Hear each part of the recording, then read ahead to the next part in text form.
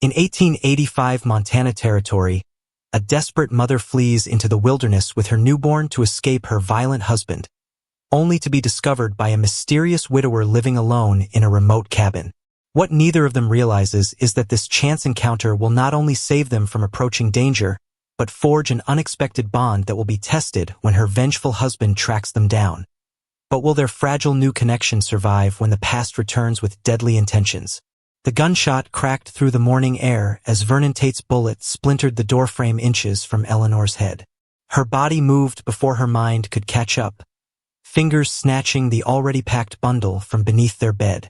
The baby, just 6 days old, woke with a startled cry that pierced Eleanor's heart like a knife. "Where do you think you're running to?"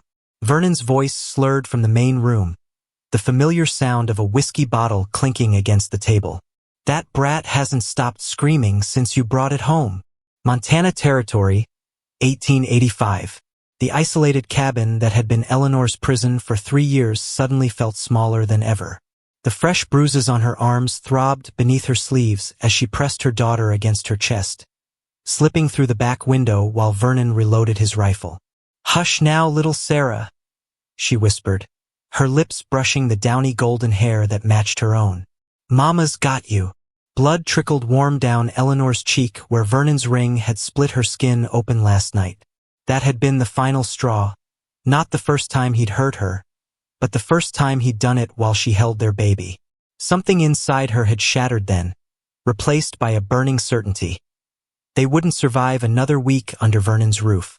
The April morning hung crisp and cool around them as Eleanor plunged into the shelter of the pines behind their cabin. She hadn't dared take much, just the clothes on her back, a water canteen, a small pouch of coins she'd secretly saved, and a woolen blanket for Sarah. The thin shawl around her shoulders would do little against the mountain chill, but she'd endure any hardship to put miles between her child and that man. "Eleanor!" Vernon's bellow echoed through the trees, sending birds scattering into the sky. She froze momentarily, instinct making her want to answer, to apologize, to return before his anger grew worse. But Sarah's tiny fingers clutched at her dress, and Eleanor forced her trembling legs forward.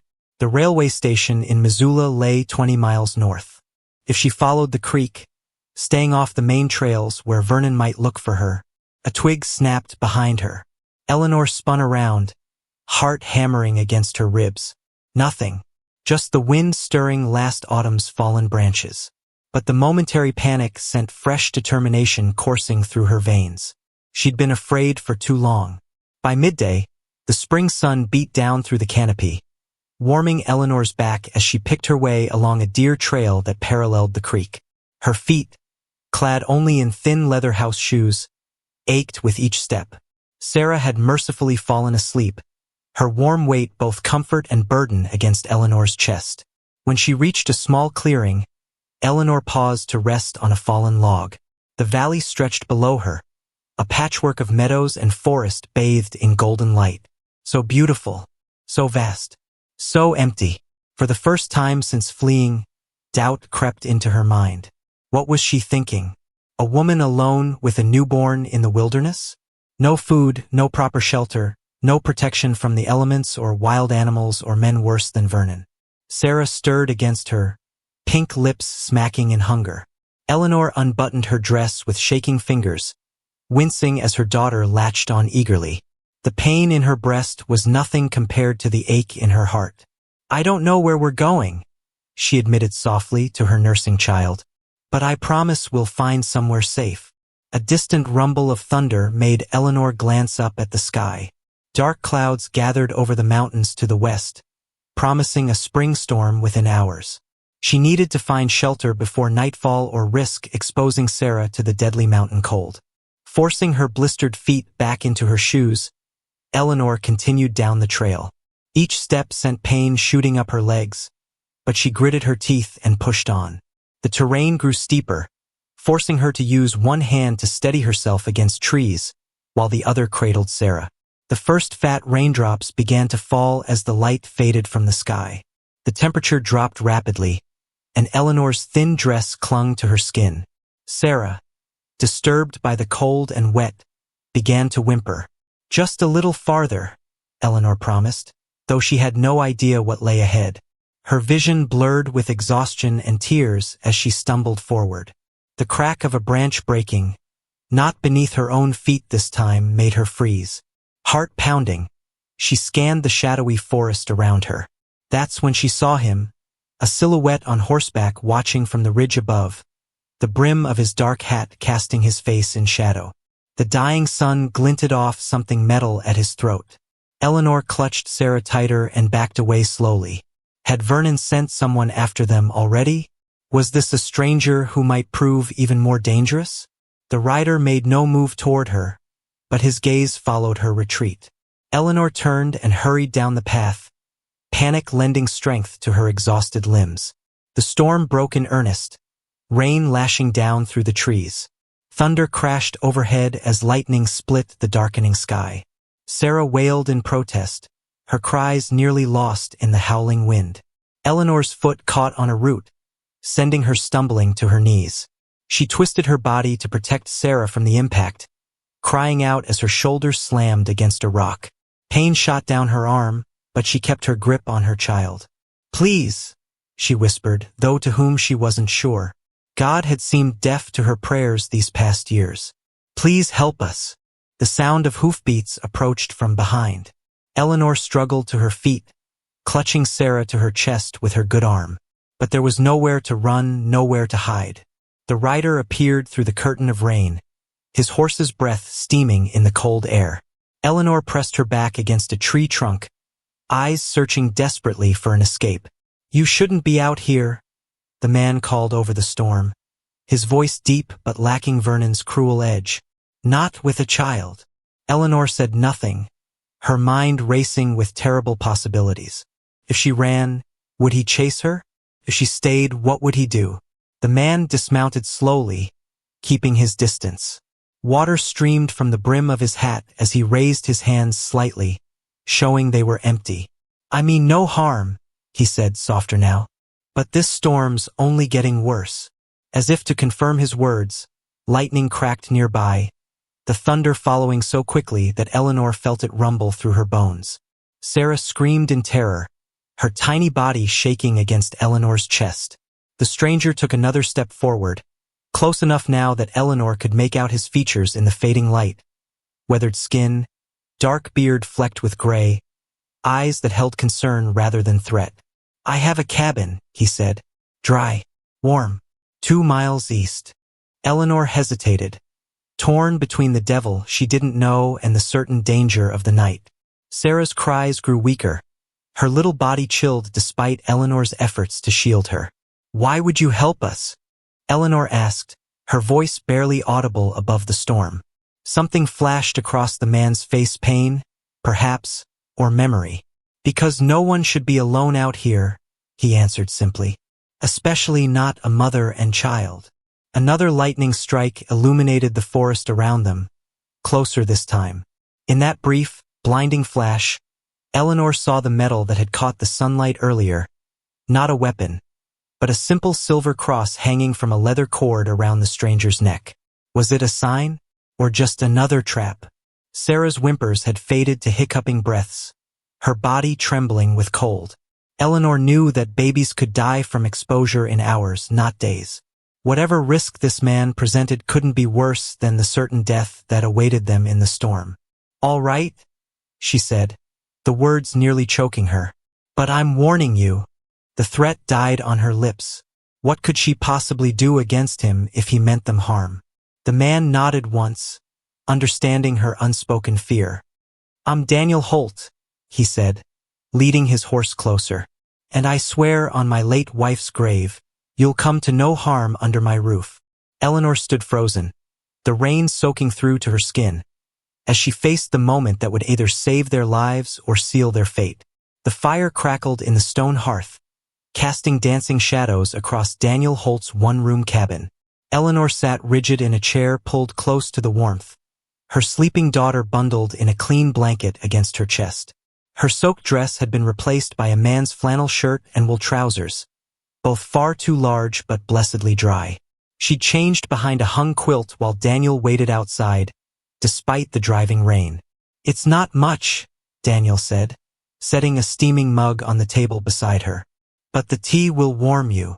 Eleanor studied him over Sarah's head. In the lamplight, she could see him clearly for the first time, tall and broad-shouldered, with calloused hands that spoke of hard work. His dark hair and beard framed a face that wasn't handsome in the traditional sense, but had a quiet strength that reminded Eleanor of the mountains themselves. "Thank you," she said cautiously, reaching for the mug with her free hand. The ceramic burned against her cold fingers, but she welcomed the pain. It meant she was alive. Daniel busied himself at the iron stove, his back turned to give her space. "There's stew," he said. "You should eat something." The mention of food made Eleanor's stomach clench painfully. When had she last eaten? Yesterday morning, perhaps. Vernon had thrown her plate against the wall when she'd asked him to quiet down while the baby slept. "Why are you helping us?" The question escaped before she could stop it. Daniel paused, a wooden spoon held suspended over the pot. For a long moment he didn't answer. Then, without turning, he nodded toward the small shelf above the fireplace. A daguerreotype in a simple wooden frame stood there, a woman with gentle eyes holding a small boy on her lap. Beside it sat a smaller frame containing a dried wildflower. "My wife, Catherine," Daniel said softly, "and our son, Joseph." The past tense hung in the air between them. Eleanor didn't need to ask what had happened. Out here, death came in countless forms. Illness, accidents, childbirth, the harsh winters. "I'm sorry," she offered. Daniel shrugged, a gesture that didn't match the pain in his eyes when he finally turned to face her.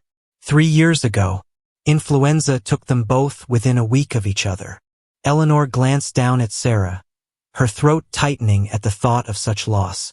Though sometimes, in her darkest moments with Vernon, she'd wondered if death might be kinder than the life they led. "My name is Eleanor," she said, offering something in return for his honesty. "And this is Sarah." She didn't give her surname. If Vernon came looking, and he would, his pride wouldn't allow her to escape. She didn't want to make Daniel complicit in harboring them. "How old?" Daniel asked, nodding at the baby as he ladled stew into a bowl. 6 days. His eyebrows rose slightly, but he made no comment about her traveling so soon after childbirth. Instead, he set the bowl on the table and retreated to give her space. The stew smelled rich and hearty venison with wild onions and potatoes. Eleanor's hunger overcame her caution, and she ate quickly, one-handed, while Sarah slept against her shoulder. "The storm set in for the night," Daniel said, gazing out the small window where rain lashed against the glass. "Roads will be washed out by morning." Eleanor tensed. Was he telling her they were trapped here? Her fingers tightened around the spoon. Daniel seemed to sense her fear. "I'll sleep in the stable with the horses," he said. "You can bar the door from inside." Relief flooded through her, followed immediately by shame. This man had shown nothing but kindness, yet she was treating him like Vernon. "That's not necessary," she began, but Daniel shook his head. "It is," he said simply. "You have no reason to trust me, and every reason to be cautious." The understanding in his voice nearly undid her. When had anyone last considered her feelings, her safety? As if sensing the tension, Sarah stirred and began to fuss. The infant's face screwed up, her cries starting as whimpers before building toward a full wail. "She's hungry," Eleanor explained, embarrassment heating her cheeks. "I need to." "Of course," Daniel said quickly, turning away to give her privacy. "I'll check on the horses." He grabbed his coat and slipped outside into the storm, leaving Eleanor alone with her daughter. The simple courtesy of it, the respect, made her blink back unexpected tears. As Sarah nursed, Eleanor's gaze wandered around the cabin. It was small but meticulously maintained. A quilt in a pattern of blue and white stars covered the single bed. Dried herbs hung from the rafters. Books, actual books, lined a small shelf beside the fireplace. Everything spoke of care, of permanence, of a life built through patient labor. So different from the chaos and neglect of Vernon's cabin, where broken furniture and empty bottles competed for space. A crack of thunder made the windows rattle. Sarah startled against her breast, and Eleanor stroked her daughter's cheek soothingly. "It's all right," she murmured. "We're safe here. But for how long?" The question nagged at her as she burped Sarah and changed her swaddling clothes using a clean fabric Daniel had left out. By first light, she needed to be moving toward Missoula, toward the train that would take them. Where? She had no family, no friends who wouldn't turn her back over to Vernon. The door opened, bringing a gust of cold air and rain. Daniel stomped his boots on the threshold, shaking water from his coat. "Sorry," he said, noticing Sarah was awake. "Storm's getting worse. Creek's already rising." Eleanor's heart sank. "Will it flood?" "Not up here," Daniel assured her, hanging his wet coat by the door. "But the valley trail you were following will be underwater by morning." The implications settled heavily on Eleanor's shoulders. She was trapped here, if not by Daniel, then by nature itself. "I need to reach Missoula," she said, hating the desperation in her voice. Daniel studied her face for a long moment, his eyes lingering on the cut on her cheek that had finally stopped bleeding. "You're running from someone," he said. Not a question. Eleanor stiffened. "I should put Sarah down to sleep." Daniel didn't press. Instead, he pulled a small trunk from beneath the bed and opened it, revealing neatly folded baby clothes. "These were Joseph's," he said, his voice carefully neutral. "They might be big for her, but they're clean and warm." The unexpected kindness broke something inside Eleanor. A sob escaped before she could stop it, and she pressed her lips together hard. "I can't repay you," she whispered. "I'm not asking for payment." Daniel selected a soft woolen gown from the trunk and placed it beside her. "Just trying to be a decent human being." Eleanor couldn't remember the last time someone had been decent to her. Vernon had been charming once, during their brief courtship after her parents died. But that mask had slipped on their wedding night, revealing the monster beneath. "My husband will come looking for us," she said, the admission torn from her throat. "He's not a good man." Daniel's expression hardened, his gaze flicking to her bruised arms, the cut on her cheek. "I figured as much. If he finds us here, he'll hurt you," Eleanor continued. "Maybe worse. Vernon doesn't share what he considers his property." "You're not property," Daniel said, his voice low with controlled anger. Not directed at her, she realized, but at the situation. "Vernon. In the eyes of the law, I am," Eleanor replied bitterly. "Him and everything that belongs to him." Daniel was quiet for a long moment, stoking the fire with more wood. The flames leapt higher, casting his profile in sharp relief against the cabin wall. "The law doesn't reach everywhere in these mountains," he said finally. "And I'm not afraid of men like your husband." He should be, Eleanor thought. Vernon had killed before, a man in a saloon who'd looked at Eleanor too long. The sheriff had called it self-defense, and no one questioned it. No one ever questioned Vernon Tate. Sarah's eyelids drooped as she fought sleep, tiny fists waving in the air. Eleanor rocked her gently, humming a lullaby her own mother had sung long ago. "You sing beautifully," Daniel commented, the compliment so unexpected that Eleanor faltered. "My mother taught me," she said softly, "before the consumption took her." "My Catherine sang too," Daniel replied, a distant smile touching his lips. "Every evening, no matter how hard the day had been." For a moment, they sat in companionable silence, the storm raging outside while the fire crackled between them. Two people touched by loss, finding brief connection in shared memory. "You should take the bed," Daniel said eventually, breaking the spell. "I'll make a pallet here by the fire." Eleanor started to protest, but exhaustion weighed her limbs like lead. When had she last slept properly? Not since before Sarah's birth, certainly. "Just for tonight," she agreed reluctantly. "Tomorrow I need to move on." Daniel nodded, though something in his expression suggested doubt. "We'll see what the weather brings," was all he said. As Eleanor settled into the bed, Sarah nestled in the crook of her arm. She found herself studying the ceiling beams above her. This cabin, built by Daniel's hands, felt solid in a way Vernon's never had. safe despite her fears. A distant memory surfaced, her father telling her once that you could judge a man's character by the home he kept. Vernon's cabin had always been chaotic, dirty, broken things piled in corners. Daniel's, though simple, spoke of care and attention. She turned her head slightly, watching as Daniel arranged blankets on the floor near the hearth, his movements efficient and quiet. He caught her looking and gave a small nod of reassurance before turning his back to give her privacy. Outside, the wind howled like a living thing, rattling the shutters and driving rain against the roof. But inside, the fire's warmth wrapped around Eleanor like a physical embrace. For the first time in years, she fell asleep without fear of what the night might bring. And just before consciousness slipped away, a dangerous thought crossed her mind. What if they didn't have to leave at all? Blood trickled from Eleanor's blistered heel as she limped across the threshold of Daniel Holt's cabin. The storm outside hurled sheets of icy rain against the windows, drowning the howl of distant wolves. Sarah whimpered against her chest, tiny fingers grasping at the frayed collar of Eleanor's dress.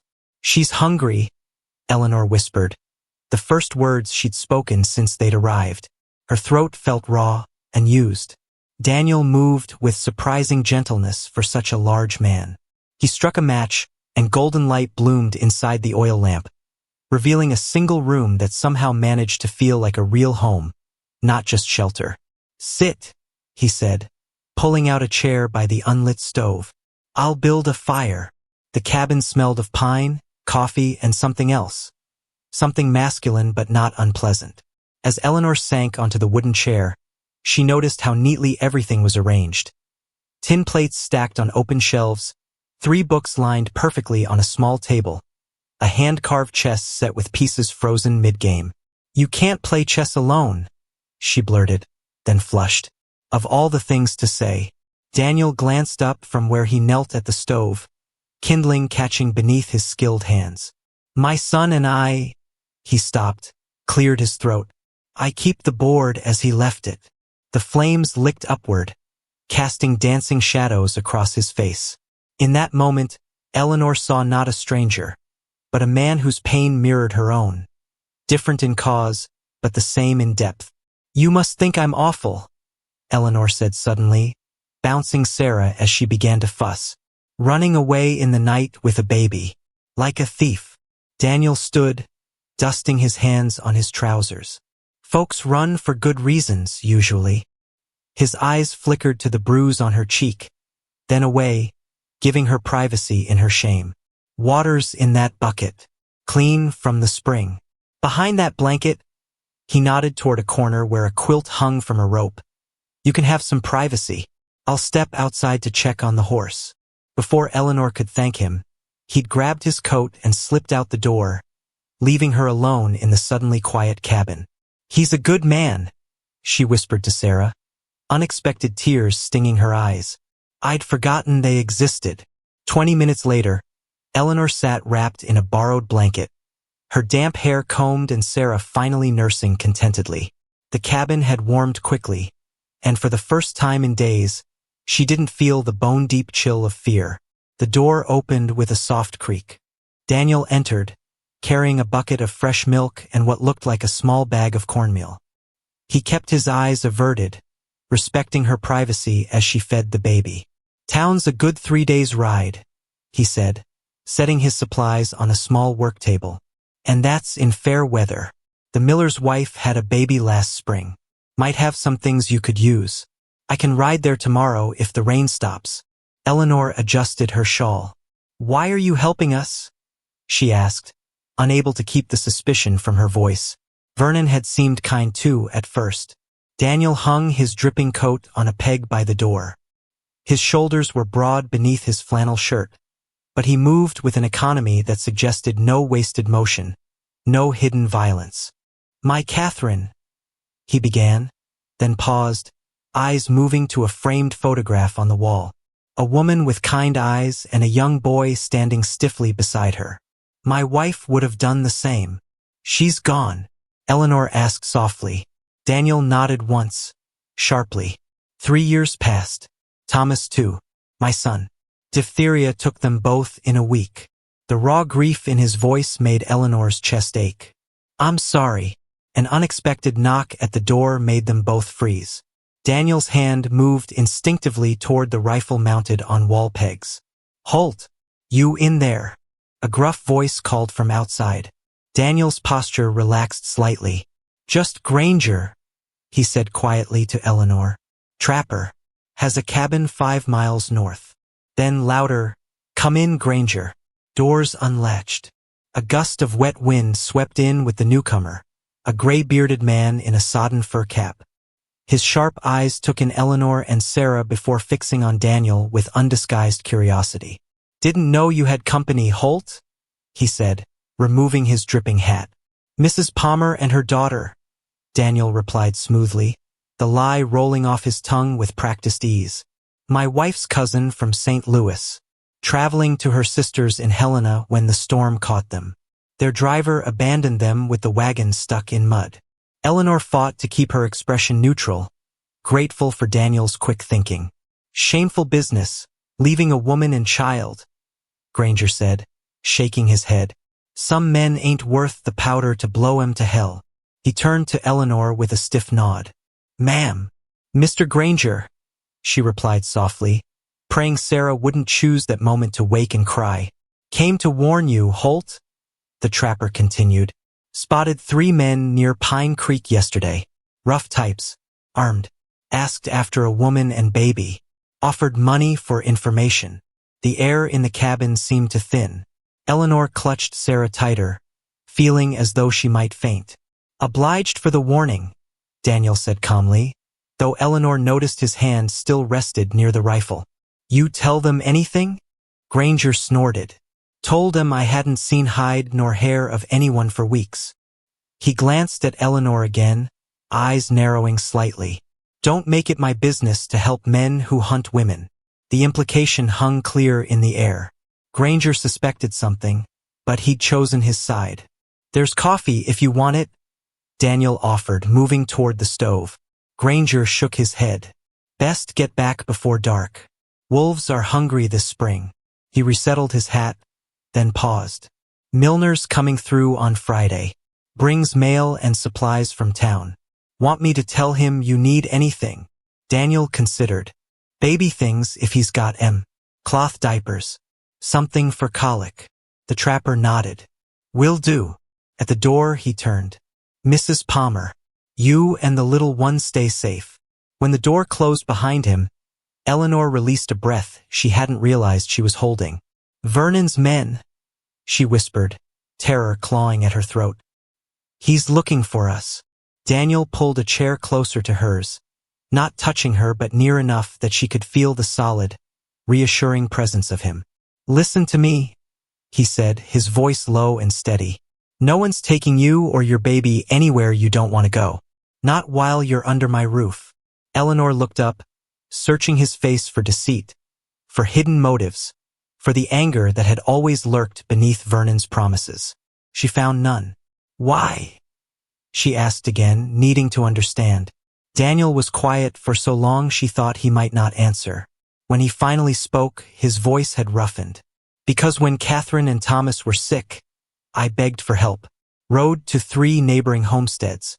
Not one would let me cross their land for fear of the sickness. His hands, resting on his knees, curled into fists. I watched my family die because people were afraid to help. The confession hung between them, raw and unvarnished. I'm sorry, Eleanor whispered, her free hand moving of its own accord to rest lightly on his forearm. Daniel looked at her hand on his arm as though he'd forgotten what human touch felt like. You need rest, he said gruffly, standing. Take the bed. I'll sleep by the fire. Eleanor felt a flutter of panic. The floor is fine for us. The bed, Daniel repeated firmly. It's clean. I changed the linens last week. He turned away, busying himself with arranging bedding on the floor near the stove. Eleanor realized with sudden clarity that this was a man accustomed to being alone with his grief, to moving through the world with the expectation of nothing beyond his own survival. She knew that feeling intimately. Sarah had fallen asleep at her breast. Carefully, Eleanor rose and moved to the narrow bed tucked in the corner. The quilt that covered it was hand-stitched in a pattern of stars. Made with care, made with love. "Your wife made this?" she asked softly. Daniel glanced up. "Yes, she made one for every bed in the house. Said a home needed handmade things." Eleanor traced the stitches with her fingertips. She was right. Later, as rain drummed against the roof and Sarah slept in a drawer lined with soft flannel beside the bed, Eleanor lay awake, listening to Daniel's even breathing from his place by the stove. For the first time in years, she didn't fall asleep afraid. But outside, beyond the circle of warmth and safety, 3 riders made camp beneath a rocky outcropping, passing a bottle of whiskey as they waited for dawn and the hunt to resume. The morning light spilled through the cabin window, catching floating dust motes in its golden beams. Daniel Holt sat motionless at his small table, whittling a piece of pine with practiced hands. Every few moments, his eyes would drift to the sleeping forms of Eleanor and Sarah, as if to reassure himself they were still there, still real. The woman had screamed in her sleep twice during the night. Terrible, strangled sounds that had him reaching for his rifle before he realized the danger existed only in her dreams. He hadn't woken her, sensing that dreams might be safer than the memories that caused them. A small cry from the makeshift cradle brought Daniel's attention back to the present. The baby was awake, tiny fists waving in the air, face scrunching in preparation for a proper wail.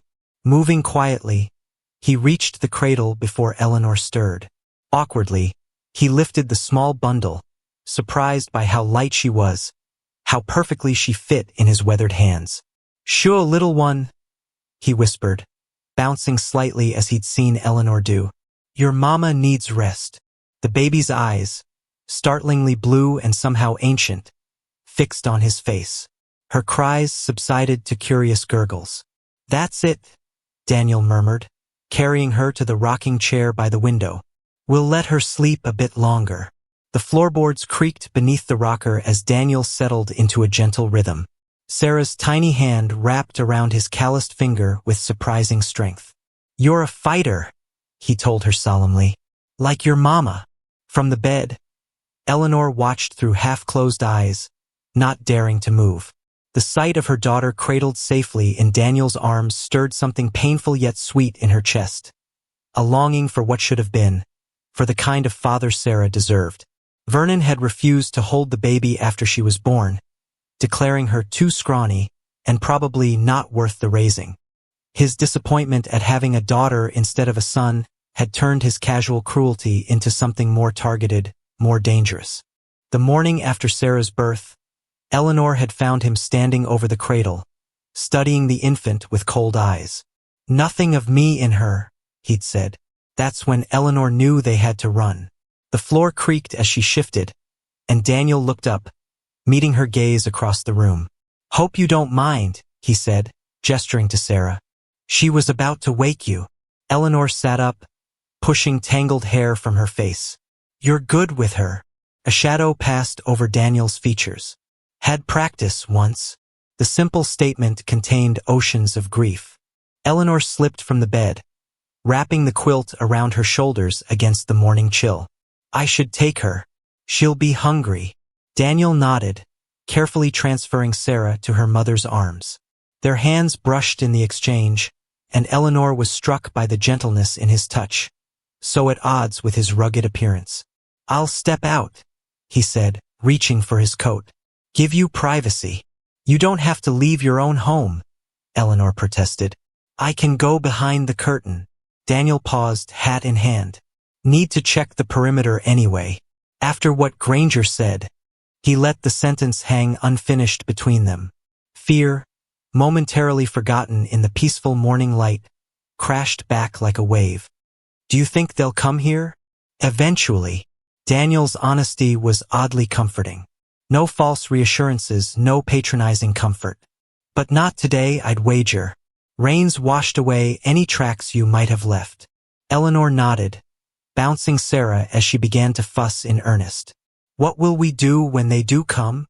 Daniel settled his hat on his head, expression hardening. "Cross that bridge when we reach it." For now, you both need food and rest."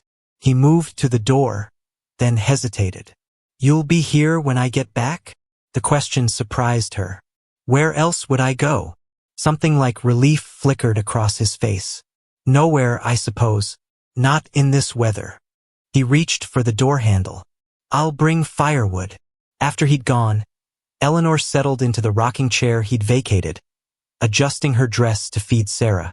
Through the window, she watched Daniel walk the perimeter of the small clearing, rifle cradled in his arms, eyes constantly scanning the tree line, standing guard, protecting them. The concept was so foreign she almost couldn't comprehend it. By midday, the rain had stopped, and weak sunlight struggled through dissipating clouds. Eleanor stood at the open door, breathing in the fresh, pine-scented air. Sarah slept peacefully in her drawer cradle, and Daniel had gone to check his snare lines, promising to return with rabbit for their supper. The cabin felt different in daylight, smaller, yet somehow more inviting. Eleanor had spent the morning exploring its corners while Daniel chopped firewood outside. She discovered carved wooden toys tucked in a chest beneath the window, a small collection of books, including, surprisingly, a volume of Tennyson's poetry, and a box containing a woman's simple jewelry, a gold locket, a string of pearls, a silver brooch. Catherine's things, carefully preserved but hidden away. The evidence of a life interrupted, of love suspended in grief. Eleanor closed the door and turned back to the cabin's interior. Without conscious thought, she began to tidy, needing occupation for her restless hands. She straightened the already neat shelves, swept the plank floor with a straw broom, and folded Daniel's blankets from where he'd slept by the stove. In the corner beside the bed, she found a wooden chest with a hinged lid. Inside lay neatly folded children's clothing, a boy's things, small shirts and trousers, a hand-knitted sweater with a boat embroidered on its front. Thomas's clothes, preserved like everything else, folded with care by hands that couldn't bear to part with them. Eleanor closed the lid gently, feeling like an intruder in this man's carefully maintained grief. The sudden crack of a branch breaking outside froze her in place. Not from the direction Daniel had gone. From the opposite side of the clearing. Heart pounding, Eleanor moved silently to Sarah's cradle, lifting the sleeping baby and retreating to the corner where Daniel's rifle hung on pegs. She'd never fired a gun, but Vernon had many times. She knew the basic mechanism. Footsteps approached the cabin, too heavy for a deer, too deliberate for a wandering animal. Eleanor reached for the rifle with trembling hands. The door swung open. "Whoa there!" Daniel stood in the doorway, hands raised, eyes fixed on the rifle Eleanor had half lifted from its pegs. A string of rabbits hung from his belt, their fur matted with blood. "It's just me." Eleanor sagged against the wall, legs suddenly weak. "I heard something. Outside. Not from the direction you went." Daniel's expression changed instantly. He set the rabbits on the table and took the rifle from her unresisting hands. "Stay here," he said quietly. "Bar the door behind me." "Daniel!" Fear made her voice crack. "Be careful." Something shifted in his eyes at the sound of his given name on her lips. He nodded once, then slipped out the door. Eleanor immediately slid the wooden bar into place, clutching Sarah to her chest as the baby began to stir. Through the window, she watched Daniel circle the cabin, rifle ready, movements precise and cautious. He disappeared into the tree line, and minutes stretched like hours as Eleanor waited, every sound magnified in her heightened awareness. When he finally reappeared, she nearly cried with relief. She unbarred the door before he reached it. "What was it?" "Deer," he said, setting the rifle aside. "Buck with a decent rack. Came to drink at the stream." The tension drained from Eleanor's body, so suddenly she had to grab the door frame for support. I know what you thought." Daniel's voice was gentle. "And you were right to be cautious. You have good instincts, Eleanor." No one had ever said such a thing to her before. Vernon had constantly berated her for being jumpy and simple-minded, even as his unpredictable rages gave her every reason for vigilance. "I should start on those rabbits," Daniel continued, gesturing to his catch. Unless you'd rather. I can do it, Eleanor said quickly, eager to be useful. I'm good with a knife. Daniel raised an eyebrow but handed her his hunting knife without comment. Eleanor laid Sarah in her cradle and set to work, her movements deft and practiced. Vernon may have been a cruel husband, but he'd expected her to prepare whatever game he brought home. You handle a blade well, Daniel observed, stoking the fire. Eleanor smiled faintly. One of my few talents my husband approved of. Daniel's expression darkened. The man sounds like a fool. A dangerous fool, Eleanor corrected, separating meat from bone with quick strokes. He'll kill me if he finds us. Daniel was quiet for a long moment. When he spoke, his voice had a steel edge she hadn't heard before. He'd have to go through me first. Eleanor's hands stilled over the rabbit. She looked up to find Daniel watching her, his gaze steady and resolute. You barely know us, she whispered. Why would you risk your life? Daniel moved to the window, looking out at the clearing where shadows had begun to lengthen as afternoon slipped toward evening. After Catherine and Thomas died, he said slowly, I thought about putting my rifle in my mouth, came close a few times. He turned back to face her. What stopped me was knowing they'd hate that choice. Catherine believed in going on, in finding purpose even in pain. He gestured to Eleanor and Sarah. Maybe you two are that purpose. Maybe protecting you is why I'm still here. The raw honesty of his confession hung in the air between them. Eleanor felt tears prick her eyes. I don't know if I'm worth dying for, she said quietly. Daniel's expression softened. Everyone is worth protecting, Eleanor. Everyone deserves safety, especially a mother and child. Before she could respond, Sarah began to cry in earnest. Eleanor wiped her hands and lifted the baby, who immediately nuzzled against her in hunger. I'll finish with the rabbits, Daniel offered. You tend to her. They moved around each other in the small cabin with an ease that surprised Eleanor. By the time darkness fell, they had shared a simple but filling meal of rabbit stew, and Daniel had revealed a hidden talent for storytelling, recounting tales of his early days in the territory that made Eleanor laugh for the first time in months.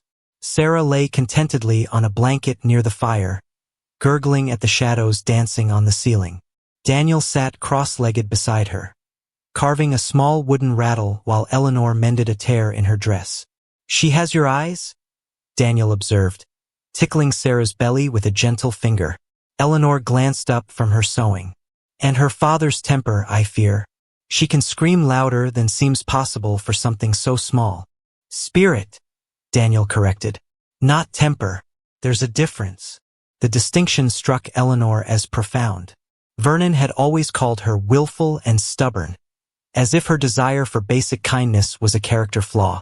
Daniel saw strength where Vernon had seen defiance. Thank you, she said suddenly. Daniel looked up from his carving. For what? For seeing us. Really seeing us. Eleanor struggled to explain. Not as broken things or burdens or property. Daniel supplied quietly. Eleanor nodded, throat tight. Yes. Outside, an owl called into the darkness, its lonely cry echoing across the clearing. Daniel rose to stoke the fire, adding another log from the pile beside the hearth. I've been thinking, he said, back still turned to her, about what happens next. Eleanor's hands stilled on her mending. This was it, then. He'd helped them, fed them, sheltered them. Now he would send them on their way, as any reasonable man would. The path to Missoula won't be clear for another 2 weeks at least, Daniel continued. And even then, Vernon's likely to have men watching the train station. Eleanor's heart sank. She hadn't thought that far ahead, had only focused on getting away, on keeping Sarah safe. But, Daniel added, turning to face her, there's another option, if you're willing to consider it. Eleanor waited, afraid to hope. You could stay, he said simply. Not just until the weather clears, but longer. Stay, Eleanor repeated, not comprehending. Daniel rubbed the back of his neck, suddenly awkward. As my housekeeper, if anyone asks. The cabin needs a woman's touch, truth be told. and I've more land than I can work alone. The offer hung in the air between them. Not charity but an exchange. Her skills for his protection. Vernon would still come, Eleanor said hesitantly. Let him. Daniel's voice hardened. Any man who hunts a woman and child deserves what he gets. The conviction in his words sent a shiver through Eleanor. Not of fear, but of something like hope, protection, safety, the chance for Sarah to grow up without fear. I can cook, she said slowly. So, garden, though I'm not much good with root vegetables. And I can learn whatever I don't know. A ghost of a smile touched Daniel's lips. Is that a yes? Eleanor looked around the small cabin that had already begun to feel like more of a home than Vernon's grand house ever had. At Sarah, content and safe on her blanket.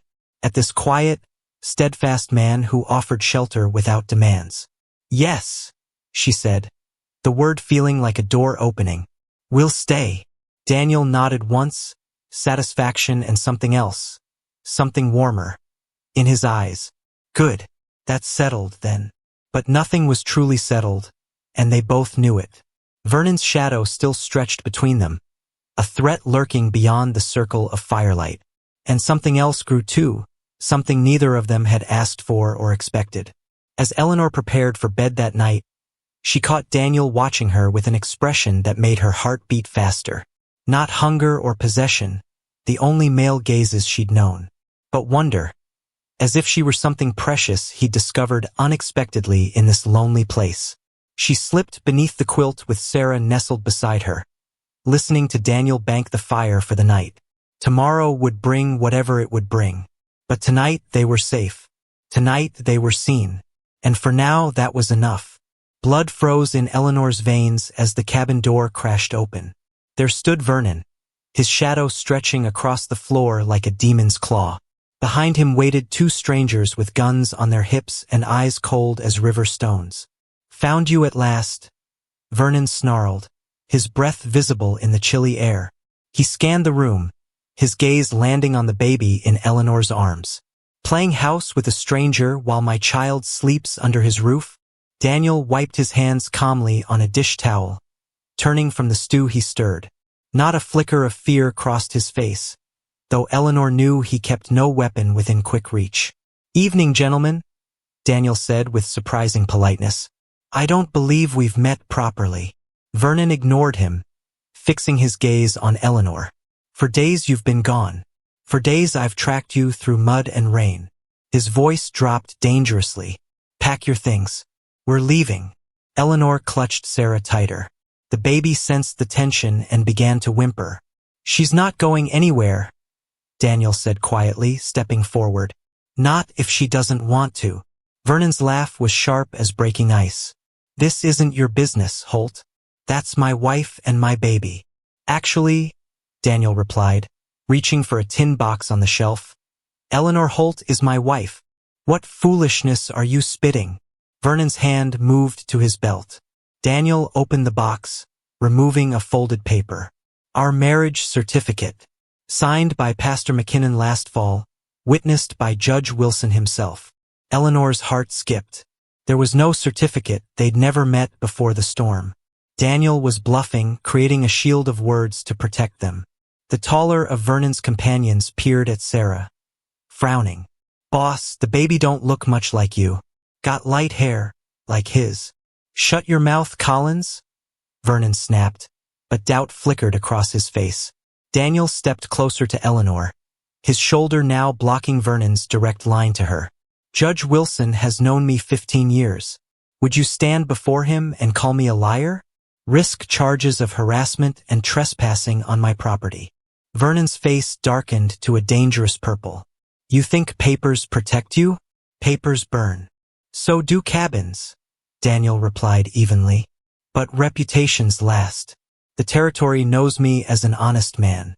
They know you as a drunk who lost 2 farmhands last year under questionable circumstances. A shocked silence followed. Eleanor hadn't known about the farmhands, but the news didn't surprise her. Vernon's temper had always been deadly. You don't know who you're dealing with, Vernon growled. I believe I do. Daniel didn't raise his voice, didn't make a move toward the rifle mounted too far away on the wall. A man who beats women and threatens children isn't much of a mystery. The second stranger shifted uncomfortably. Vernon, maybe you should shut up. Vernon's hand flew to his hip where Eleanor knew he kept his hunting knife. Eleanor gasped, clutching Sarah tighter. The baby started to cry in earnest. "Shh, little one," Daniel said gently, not taking his eyes off Vernon. "Your mama's safe now." Something in Daniel's calm certainty made Vernon hesitate. His gaze darted around the cabin, taking in the neatly made bed, the cooking pot, the rocking chair pulled close to the fire. Signs of a life being built. "The sheriff knows you're here," Daniel continued. "So does Reverend McKinnon. Judge Wilson's expecting us for Sunday dinner." Each lie flowed smoothly into the next, creating a web of protection around Eleanor and Sarah. Vernon's knife remained half-drawn, his face twisted with rage. "This isn't over." "For your sake, it should be," Daniel replied. "If you value your freedom." The second stranger tugged at Vernon's sleeve. "Come on, boss. We can settle this proper with the law." Vernon spat on the clean-swept floor. "The law?" His eyes locked with Eleanor's, burning with promise. "I'll be back, and next time there won't be talking." He backed toward the door, keeping his gaze fixed on Eleanor. "You'll regret this, Ella. Mark my words." Only when the thunder of hoofbeats faded into the distance did Eleanor's knees give way. She sank into the rocking chair, trembling so hard she feared she might drop Sarah. Daniel knelt before her, gently checking that the baby was unhurt. "You're safe now," he whispered. "He's gone." "For how long?" Eleanor's voice cracked. "He'll come back with more men. With real lawmen, maybe. He has friends in Missoula." Daniel's weathered face grew solemn. "That's why we need to act fast." "What do you mean?" His eyes met hers, steady and sure. "We need to make my lies into truth." Eleanor blinked, not understanding. "A real marriage certificate," Daniel explained. "Signed by a real pastor with real witnesses. Something no one could question." "You want us to actually marry?" Eleanor couldn't hide her shock. "It would protect you both legally," Daniel said. "Vernon couldn't claim Sarah, couldn't force you back." Eleanor studied his face, searching for hidden motives, for the spark of possession she'd seen in Vernon's eyes from their first meeting. Instead, she found only genuine concern. "Why would you do this? Tie yourself to strangers?" Daniel glanced at the daguerreotype on the mantel, his wife and son forever frozen in time. "Because no one should face the wilderness alone." His voice softened. "It doesn't have to be a real marriage in anything but name. You'd have your space, your freedom." Sarah's cries quieted to hiccuping sobs. Outside, twilight deepened toward night. A decision hung in the still air between them. "If Vernon comes back before we're legally wed," Eleanor couldn't finish the terrible thought. "I'll protect you," Daniel promised. "Both of you." Eleanor closed her eyes, weighing impossible choices. A loveless marriage of safety against the deadly freedom of flight. When she opened them again, her decision was made. "Yes," she whispered. "I'm willing." Neither of them saw the shadow that paused outside the window, listening, before melting back into the darkness. Morning sunlight streamed through the windows of Judge Wilson's parlor in Missoula, casting golden patterns across the polished wooden floor. Eleanor stood before a small mirror, barely recognizing herself in the borrowed blue dress. Mrs. Wilson fussed behind her, tucking a sprig of wildflowers into her hastily arranged hair. "There now," the older woman said kindly. "Every bride deserves something pretty on her wedding day, even when circumstances are unusual." Eleanor's fingers trembled as she touched the flowers. Just yesterday, she'd been running for her life. Today, she would become a stranger's wife. Through the doorway, she could see Daniel speaking quietly with Judge Wilson, their heads bent close together. What secrets was he sharing? How much had he told this respected man about her situation? Sarah cooed from her basket, drawing Eleanor's attention. The baby wore a lace christening gown borrowed from the pastor's wife, looking nothing like the desperate infant who'd fled through the wilderness in a dirty blanket. "Your Daniel seems a good man," Mrs. Wilson murmured, adjusting Eleanor's collar. "Known him since he was a boy. Never spoke ill of anyone. Even after the tragedy with Catherine and young James." Eleanor swallowed hard. "He's been very kind to us." Mrs. Wilson's shrewd eyes studied Eleanor's face. "Kindness is no small thing, especially out here. Sometimes it grows into something stronger, given time and care." Before Eleanor could respond, Judge Wilson called for them to begin. The ceremony would be brief, a legal necessity rather than a celebration. Daniel stood waiting, wearing a clean shirt and newly trimmed beard. A stab of guilt pierced Eleanor's heart. This man was sacrificing his freedom, his future, for people he barely knew. "You don't have to do this," she whispered as she took her place beside him. Daniel's reply was equally soft. "Yes, I do. And not just because of Vernon." Pastor McKinnon cleared his throat, Bible in hand. Judge Wilson and his wife stood witness, their expressions solemn but not unkind. "Dearly beloved," the pastor began, his voice filling the small parlor. Eleanor heard the words as if through water, distant and wavering. This wasn't the wedding she'd dreamed of as a young girl. Her first marriage had been joyful, with flowers and dancing, before Vernon revealed his true nature. Now she stood making vows for safety, not love. "Do you, Daniel James Holt, take this woman to be your lawfully wedded wife?" Daniel's voice was steady. "I do." "And do you, Eleanor May Tate, take this man to be your lawfully wedded husband?" Eleanor hesitated, the name striking her like a slap. She was still Vernon's in the eyes of the law. Daniel sensed her distress. "Pastor," he said quietly, "my bride was widowed some years ago. She's Eleanor May Collins." The lie flowed smoothly, creating yet another shield around them. The pastor nodded, correcting himself without question. "I do," Eleanor answered, her voice stronger than she expected, as Daniel slipped a simple gold band onto her finger. "His mother's," he explained in a whisper. She felt the weight of it like a promise. Not of love, not yet, but of protection, of possibility. "By the power vested in me," Pastor McKinnon concluded, "I now pronounce you husband and wife." No one suggested they kiss. Instead, Daniel squeezed her hand gently before releasing it. Judge Wilson produced the marriage certificate with a flourish. "Sign here, both of you. Mrs. Wilson and I will witness." The scratch of pen on paper sealed their fates together. Eleanor Holt. A new name. A new start. "I've taken the liberty," Judge Wilson said as they prepared to leave, "of sending word to Sheriff Blackwood about your situation. Without details, of course, but enough that he'll keep an eye out for troublemakers." Daniel nodded gratefully. "Thank you, Judge. Your discretion is appreciated." Mrs. Wilson pressed a small basket into Eleanor's hands. "Wedding cake," she explained, "and a few preserves for the baby when she's older." The kindness of these strangers brought unexpected tears to Eleanor's eyes. "Thank you," she managed. As they settled into the wagon for the journey home, she tested the word in her mind. Eleanor watched Daniel's profile against the bright spring sky. His jaw was set in determined lines, his shoulders straight despite the burden he'd taken on. "I have something for you," he said suddenly, reaching into his pocket. He withdrew a folded paper and handed it to her. "Open it when you're ready." Eleanor unfolded it carefully.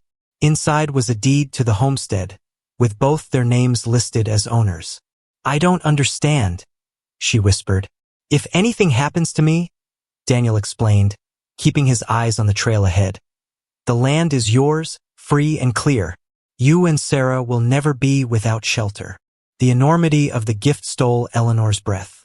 Land ownership was freedom for a woman, rare and precious. "Why would you do this?" Daniel was quiet for a long moment. "Because I know what it means to lose everything." He glanced back at Sarah, sleeping peacefully in her basket. "And because everyone deserves a chance to build something new." As they crested the final hill before the valley that held the homestead, Eleanor gasped. The cabin stood as they'd left it, but beside it bloomed an explosion of yellow wildflowers, bright against the green grass. "The first spring I lived here alone," Daniel said softly, "I scattered Catherine's favorite flower seeds. Every year they come back stronger." Eleanor touched his arm lightly. "They're beautiful." "Yes," he agreed, but his eyes weren't on the flowers. "Beauty finds its way back, even to the most wounded places." Something shifted between them in that moment. A tiny spark neither was ready to name. That evening, after they'd unpacked the wagon and settled Sarah in her cradle, an awkward silence fell. The single bed stood in the corner, a physical reminder of their new arrangement. "I'll sleep by the fire," Daniel said, already gathering blankets to make a pallet on the floor. "You don't have to," Eleanor began. "Yes, I do," he interrupted gently. "This marriage is for protection, nothing more. You need never worry about expectations." Relief and something like disappointment mingled in Eleanor's chest. "Thank you," she said, turning down the lamp, "for everything." In the darkness, Daniel's voice came softly. "I'm not a perfect man, Eleanor. I've made my share of mistakes. But I promise you this. I will never hurt you or Sarah. I will never raise my voice or hand to either of you. And I will respect whatever boundaries you set between us." Tears pricked Eleanor's eyes. Such simple promises, yet they meant more than all Vernon's grand declarations of love ever had. "Good night, Daniel," she whispered. "Good night, Mrs. Holt," he replied, a smile in his voice. Eleanor lay awake long after Daniel's breathing deepened into sleep. Outside, an owl called softly to its mate. Inside, a family unlike any other began to take root. Her fingers found the gold band on her left hand, twisting it gently. Not a love match, she reminded herself. A practical arrangement for mutual benefit. Yet as she drifted toward sleep, the image that followed her was not of legal papers or protective walls, but of yellow flowers blooming against all odds in a place once touched by sorrow. Sometimes the heart found its way home by the most unexpected paths. Blood dripped from the dead rabbit hanging at Daniel's belt as he rode back toward the homestead. The first frost had kissed the valley that morning, turning the meadow grass silver-white and warning of the winter to come. 6 months had passed since the day Eleanor and baby Sarah stumbled into his life, changing everything.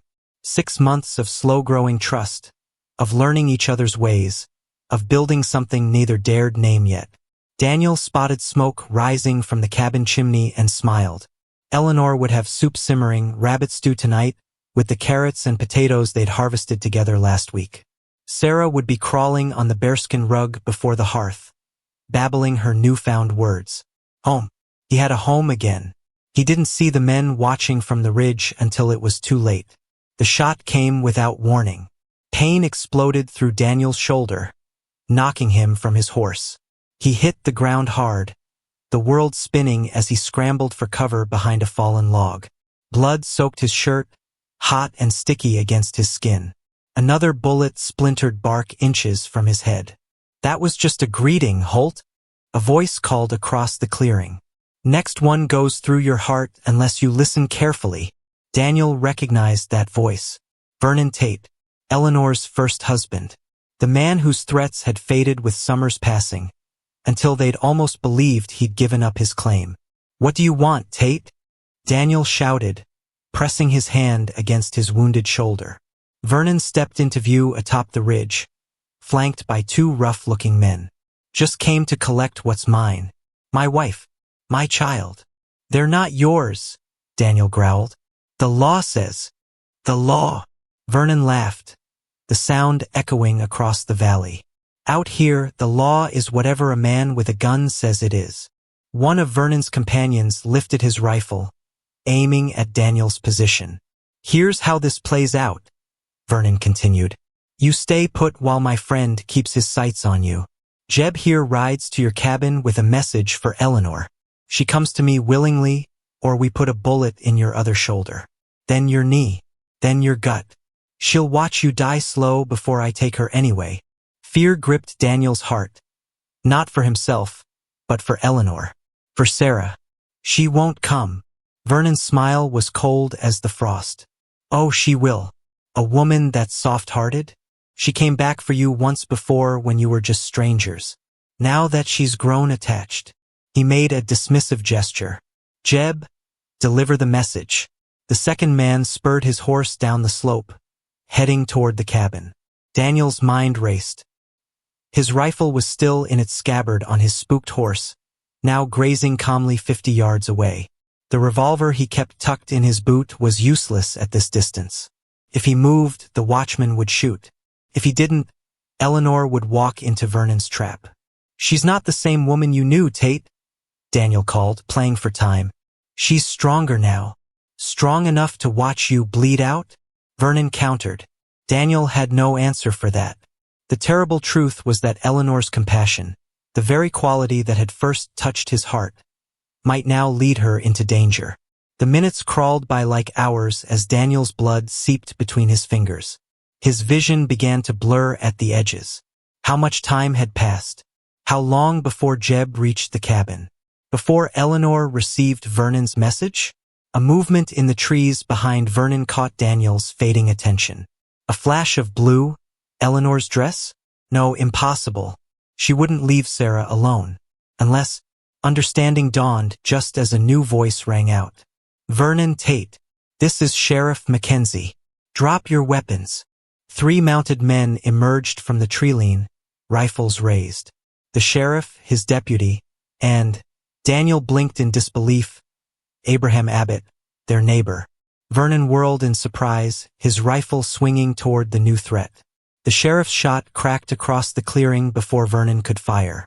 The bullet caught Vernon's companion in the arm. He dropped his weapon with a howl of pain. Vernon dove for cover among the rocks. Bullets flew as the clearing erupted in gunfire. Daniel seized his chance. Gathering his remaining strength, he sprinted for his horse, ignoring the fire in his shoulder. A bullet kicked up dirt at his heels. Another whizzed past his ear. Then his hand closed around his rifle. He yanked it free, spun, and fired in one fluid motion. Vernon cried out, clutching his leg where Daniel's bullet had found its mark. His rifle clattered down the rocky slope. It's over, Tate, the sheriff bellowed. Surrender or the next one won't just clip you. The shooting stopped. In the sudden silence, Daniel heard only his own ragged breathing and the distant cry of a hawk.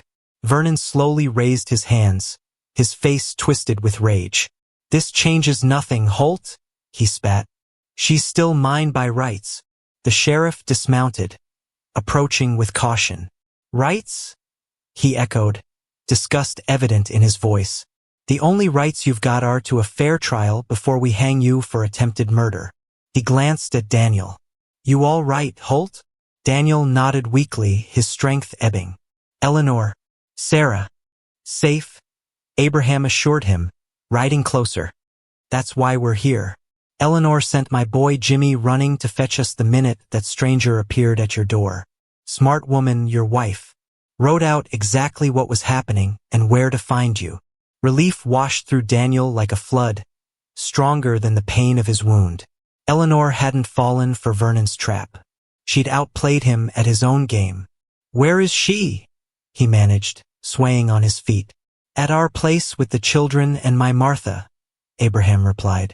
She wanted to come, but Daniel didn't hear the rest. The world tilted sideways as darkness claimed him.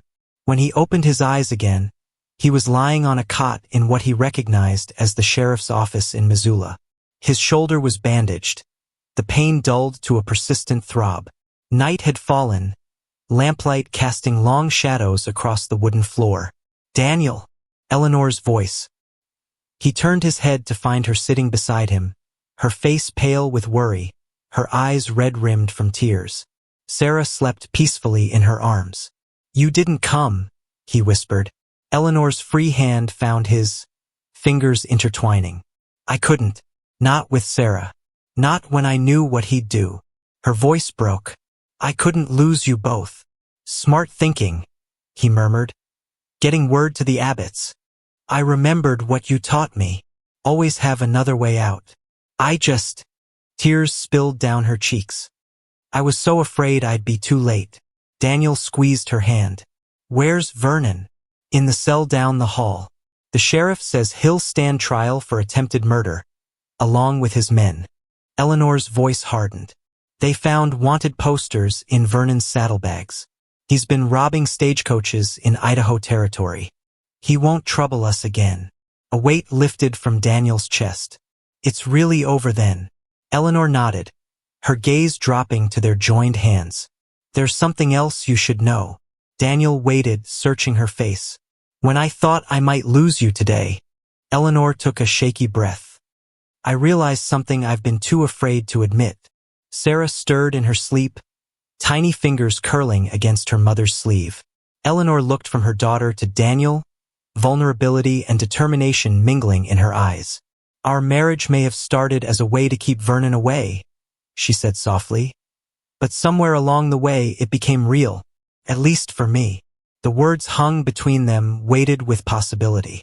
Daniel felt warmth spread through his chest that had nothing to do with his wound. Eleanor. The door swung open, the sheriff's bulky frame filling the doorway. Glad to see you awake, Holt. Doc says you're lucky. Bullet went clean through. Daniel nodded, distracted. What had Eleanor been about to confess? And what had he been about to say in return? The sheriff continued, unaware of the moment he'd interrupted.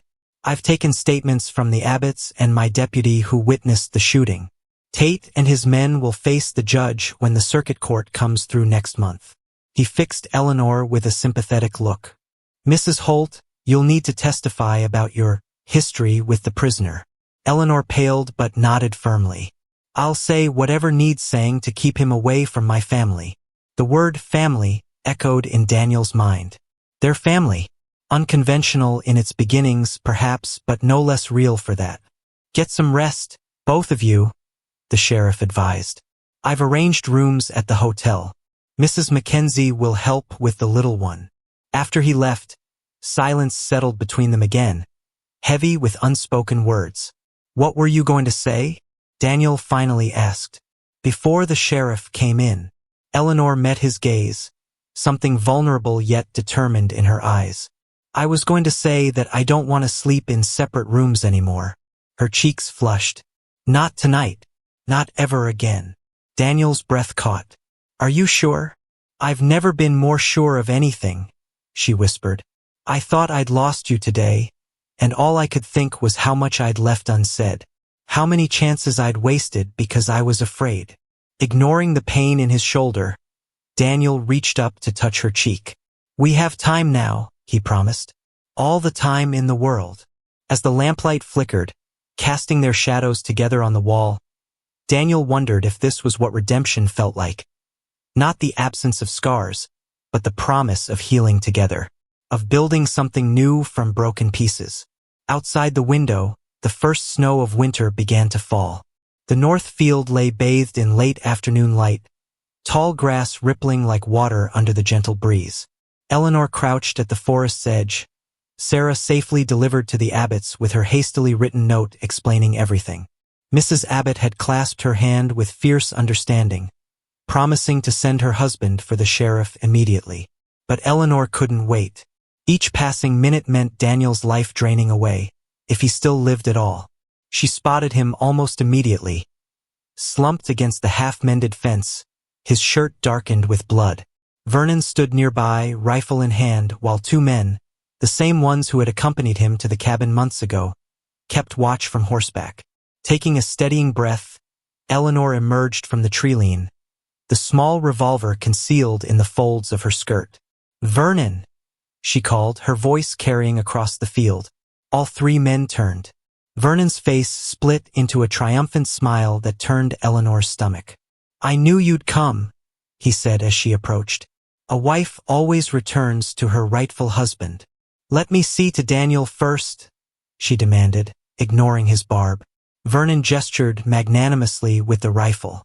By all means, say your goodbyes to the man who stole what was mine. Eleanor knelt beside Daniel, her heart lurching at the pallor of his face. Blood soaked his left side, but his eyes fluttered open at her touch. Eleanor, he rasped, you shouldn't have come. Sarah is safe, she assured him quietly. The Abbotts have her. Relief washed over his features. Good. That's good. How touching. Vernon sneered from behind them. Now step away from him, Eleanor. We're leaving. She pressed her hand against Daniel's wound, feeling the steady, if weakened, thrum of his heartbeat beneath her fingers. The bullet went through, she murmured. You'll live if the bleeding stops. Daniel's hand closed weakly around her wrist. Don't do this, he whispered. Don't go with him. I don't intend to, Eleanor replied, so softly only Daniel could hear. She slipped the revolver from her skirt into his hand. When I stand, be ready. Understanding flickered in his eyes. He gave an almost imperceptible nod. Eleanor rose slowly, turning to face Vernon. I'll go with you, she said, stepping deliberately to position herself between Daniel and Vernon's line of sight. But I want your word that you'll leave Daniel alone, that you'll never come after Sarah. Vernon laughed, a harsh sound that echoed across the field.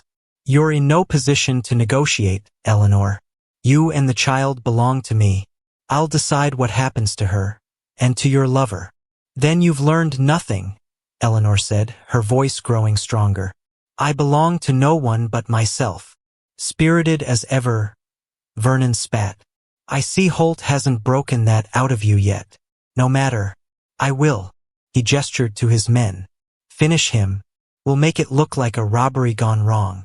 One of the men dismounted, drawing his pistol. No! Eleanor cried, lunging forward as though to physically intervene. The distraction was all Daniel needed. With strength born of desperation, he raised the revolver and fired. The shot caught Vernon square in the chest, the impact throwing him backward into the tall grass. Chaos erupted. The hired man fired wildly, his bullet whistling past Eleanor's ear. Daniel's second shot found its mark, and the man crumpled. The remaining rider, witnessing the swift turn of fortune, wheeled his horse around and galloped away without looking back. In the sudden, ringing silence, Eleanor rushed to Daniel's side. The effort of shooting had drained what little strength he had left, and his face was gray with pain. Stay with me, she urged, tearing strips from her petticoat to bind his wound. The Abbotts are sending help. Daniel's eyes found hers, clear despite his weakness. You came back, he murmured. You could have taken Sarah and run. Eleanor's hands stilled on the makeshift bandage. Of course I came back. This is my home. She swallowed hard. You are my home now. Something shifted in Daniel's gaze, surprise giving way to a tenderness that caught at Eleanor's heart. I think, he said softly, I'm falling in love with my wife, despite everything. The blood, the danger, the uncertain future stretching before them. Eleanor felt a smile break across her face like sunrise after the longest night. What a coincidence, she whispered, bending to press her forehead against his. I believe I'm falling in love with my husband. In the distance, hoofbeats approached. The sheriff and the doctor, Eleanor hoped.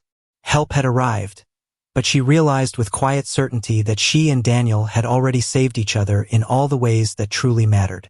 As the golden summer light bathed the field around them, Eleanor thought of Sarah, of the homestead that had become their refuge, of the family they were building. Not from obligation or necessity, but from choice. From love. We're going to be all right, she said, and for the first time in her life, Eleanor Holt truly believed it. In the Montana wilderness of 1885, a woman fleeing abuse discovered that true freedom isn't found in escape alone, but in the courage to trust again. And in doing so, she found not just safety, but a love born of respect, kindness, and shared resilience. Her worth, never determined by another's cruelty, blossomed in the light of her own strength and the genuine connection she forged with a man who saw her not as property to be claimed, but as a partner to be cherished.